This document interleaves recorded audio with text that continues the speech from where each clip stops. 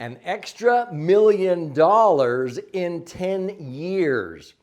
In this educational episode, I'm going to address the question, how to invest for retirement at age 60.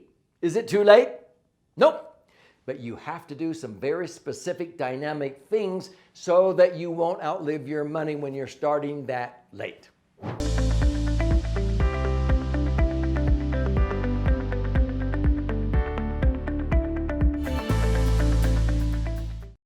Hi, I'm Doug Andrew, and I've been a financial strategist, retirement planning specialist for north of 46 years. And so I've taught over 85,000 hours in front of audiences of at least 50 people, up to 20,000 in the ballroom of a hotel or at a convention. And many times when I am teaching concepts about asset optimization, tax minimization, and getting ready to retire and not outlive your money, people will ask, golly, well, how can I invest for retirement if I'm already age 60? I'm on the verge of retiring in maybe 5 years or 10 years. Isn't it too late? And I go, no. This is what you need to do now that you've been around the block, so to speak, because frankly, this is where I spent most of my career helping people that were already 55, 65, 75, even 80 years old, optimize their assets, do better than what they had done. And they had been around the block. And I like those people because they actually are usually humble. They admit that they made some mistakes. And if I have younger people, they have less money. And when the first straw in the windstorm comes, they go, I don't want to sell my jet skis. I don't want to sell my boat. No, I don't want to sacrifice that kind of stuff.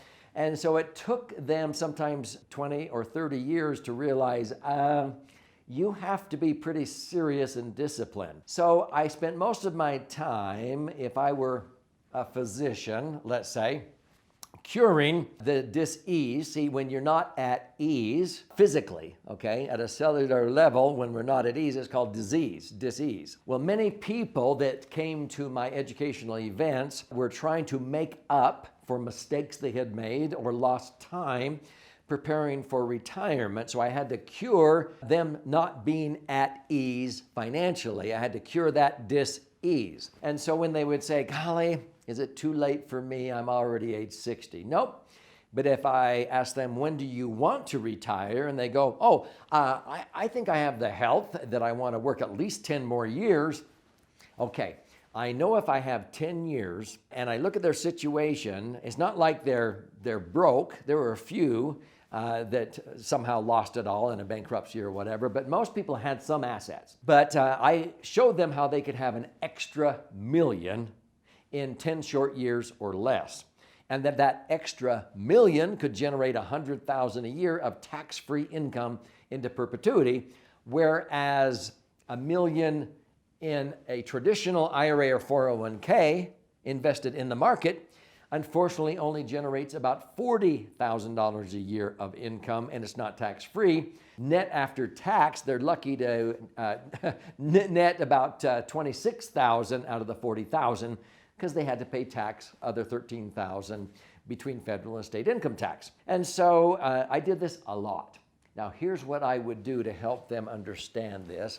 In fact, my third book, Last Chance Millionaire, actually has 4 examples in it of couples who started at age 55, age 60, even age 65.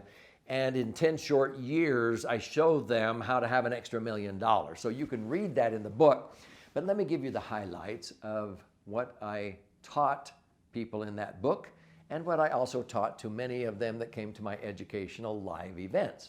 So let me tell you a story of one couple that had a home that they had raised their 6 children in, and they had bought that home for, I think, $250,000 when they first purchased it, and now it was worth about $1 million. And so I go, well, there's one asset that you're underutilizing. Do you want to stay in that 6,500 square foot home the rest of your life? Where you go, honey, honey, honey, and it echoes because it's such a big house. Now, if they want that for some reason, or this is where the kids and grandkids come, great. I understand that because I still am in my home where we raised our 6 children. But many times they'd say, you know what, we want to downsize. I said, okay, if you did that, you could sell this home for $1 million. What are you going to do with that? Well, we'll take $500,000 and buy a retirement home down in southern Utah for the wintertime. And in the summertime, we like to live in northern Utah because we like the temperatures there better. And so we were going to pay cash for a retirement home, $500,000 in each place. I go, let me show you a different way. If I were you, I would not pay cash. You can pay 20% down payment. So you use $200,000 of that million, and you keep the other $800,000, and you keep it out of the property. And you mortgage those two. What? We didn't work our whole life to have a mortgage. I'm going, no, this is how money works. When you put money in a bank, you're lending your money to a bank. Why are they borrowing your money? Because they're going to earn more than they pay you to borrow your money. If you were to finance those 2 retirement homes, $400,000, 80% loan to value, and you finance that at 4.5% interest, it's tax deductible because it's a primary and a secondary residence, okay? You have to make sure the tax laws at the time allow you to deduct that. But if you borrow at 4.5%, and if it's deductible, it doesn't cost you 4.5%, it costs you 3%. And I show them that the $800,000 that goes over into a max-funded indexed universal life insurance contract historically has earned 8% in the worst of times, but in the average last 25 years or so, it's been 11% netting 10% by using indexing and rebalancing. And I teach this in my various books. And so you earn 10. Well, how much more is 10 than 3, the net cost on the mortgage? Or even if you only earned 8, how much better is 8 than 3? Or if you earned 9 and your costs were 3, how much more is 9 than 3? That's 300% more. You're making $90,000 the very first year, and you only paid $30,000. You're your own banker, so to speak. They go, whoa. So let's just compound this over here for a few years, and it gets better and better. And in about 10 years, they would see the money inside the insurance contract, the $800,000 that was going to be lazy, idle equity in their new homes, doing nothing but providing a shelter over their head. That allowed them to accumulate in 10 years. It conservatively increased in value from $800,000 to $2 million. That $2 million now generates $200,000 a year of tax-free cash flow inside their insurance contracts. They have $200,000 tax-free, and they have their mortgages, but the mortgages on $800,000 of combined mortgages on the 2 retirement homes only uses maybe 25% of the income that comes off of that $200,000. So it's maybe only $50,000 net after tax. They are making an extra $150,000. I'm just bringing up approximate numbers here. I've done this many, many times. See, they were underutilizing one of their greatest assets, their own home. Now, that's just real estate. Many times they had their money in the market in yet to be taxed IRAs and 401ks. And I said, you got to get it out of the market. See, Wall Street was designed to help your money grow, but most people only earn an average of 3.5% because they're buying and selling at the wrong times. When the market starts to go down, they sell, and then they wait till it comes way up before they buy. And so Dalbar, who measures actual investor behavior, says the average retiree who has their money in the market only averages about 3.49%. This is what precipitated the 4% rule in the financial services industry. If you're only earning 3.5%, the brokerage firms only want you to withdraw 4%, which is more than you're earning, but it won't run out until you probably have passed away. So they base it upon your LE, life expectancy. That's called the 4% rule. Hello? I want to earn 8% or 10%, not 4%.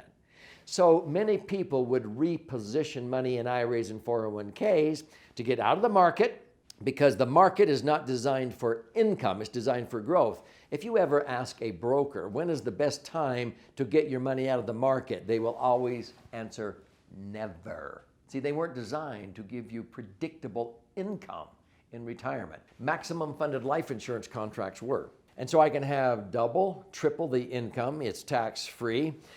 Do a strategic rollout out of those IRAs or 401ks over a 5-year period. Look at your real estate portfolio. Look at underperforming asset, money in CDs, in banks, where they are paying you a measly 1-2% interest. Increase the safety by 6 notches higher, where they put your money and earn higher rates of return. They pay you 1 or 2% and they make 5 or 6 by putting it into the same insurance companies where I put my money. So you want to bypass the middleman. By repositioning all kinds of underperforming assets, I have helped many, many 60-year-olds in 10 short years accumulate an extra $1 million or even $2 million that generates a 10% payout that knocks the socks off of where they had that money trapped before we did that analysis.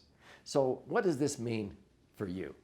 So if you don't have any existing assets, sometimes people have been wiped out for some reason out of something totally out of their control. If you're age 60 and you want to retire at age 70 or maybe 75, you need to seriously look at setting aside 20, 30%, maybe 50% of your income. So live on less than what you earn and start socking it away, because if you can set aside 20, 30, 50,000 a year or 100,000 a year, oh yeah, you can accumulate an extra $1.5 million, $2 million in 10 short years if you set aside that kind of money. If you don't have the ability to do that, you need to reposition any assets you do have, as I've just explained. But the key is you've got to get serious, because you've got a short window of time, but it's never too late. The key to longevity is making yourself necessary. So make sure you stay in motion and have the health and the ability. You don't just hunker down in a survival mode or mindset. And as you stay healthy, you'll be able to earn money in all kinds of ways. I've helped people redefine themselves in retirement, and they enjoy fishing. So they started teaching people how to fly fish, or they started showing people how to go out and 4-wheel drive or rebuild a hot rod or something, and they actually earned as much or more money in retirement. And so they didn't need money out of their retirement savings until age 70 or 75. You need to analyze what is it that you can do that people will compensate you for while you're socking away money and repositioning assets to optimize them. I would recommend that you put your serious cash into what I call the laser fund. LASER is an acronym that stands for Liquid Assets, Safely Earning Returns. This is a max-funded indexed universal life insurance contract that allows you to accumulate, access, and transfer your money tax-free. This is where I have averaged 11% netting 10%. Many years I've had more than 11% returns, as high as 25%, with multipliers as high as 55%. Other years when the market loses, I don't lose. I may not make anything that year, but average returns of 10% will allow you for every million to generate $100,000 a year of tax-free income for as long as you live. Does that sound good? You can do this. I want to gift you a copy of this book. It retails for $20. I'll pay for the book. You go to laserfund.com and you can claim 1 free copy. I'll pay for the book. You pay $5.95 shipping and handling, and I'll send one out to you. And you can learn. There's also audio and video versions of this education. But this is critical to empower you so that in the short time frame you have left, you can retire in dignity and not outlive your money and have the freedom you deserve to go out and do the things you love doing and not have to worry about where you're going to get the next dollar.